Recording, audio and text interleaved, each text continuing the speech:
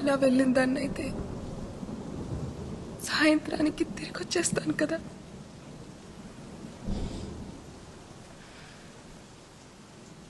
ప్రేమించాడు నాన్న. నేను అడిగానని ఆ రోజు కూడా నన్ను తీసుకెళ్ళాడు. నేను అడిగింది ఇవ్వలేకపోతున్నానని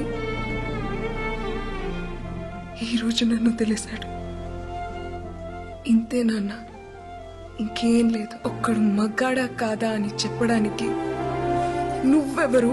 ఆశగాడెవడు నాన్న? ఒక ఆడపిల్లగా నేను కదా చెప్పాలి. 6 నెలలుగా ఆడితో ఉన్నావా అని అడుగుతున్నావు కదా. ఉన్నాను నాన్న, ఉన్నాను.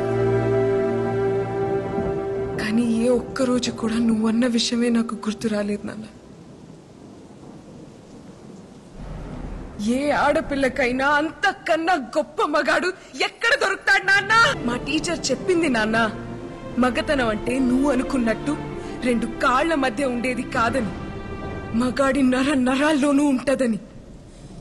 అందుకేనేమో ఆశగాడు నా చేయి పట్టుకుంటేనే చెమటలు పట్టేస్తుంటాయి. ప్రేమ గురించి మీకేం తెలుసులే. అమ్మ మంచం పట్టిన తర్వాత ఒక్కసారైనా ప్రేమగా పట్టుకుని ఉంటే మీకే తెలిసేది వదిలేయడం ఎంత కష్టం.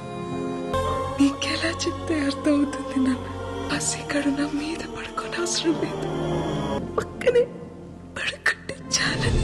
దానికోసమే నేను వెళ్ళిపోయానని